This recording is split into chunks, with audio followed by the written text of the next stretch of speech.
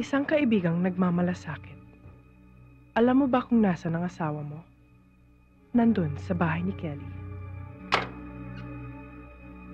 Hello? Hello?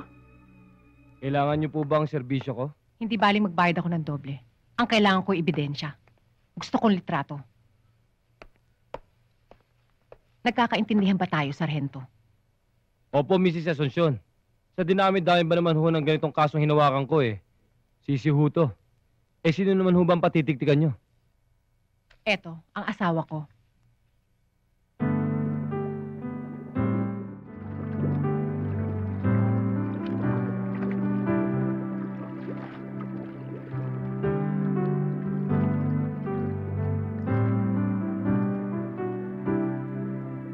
Hindi ko alam na member ka na pala ng health club na ito using my name.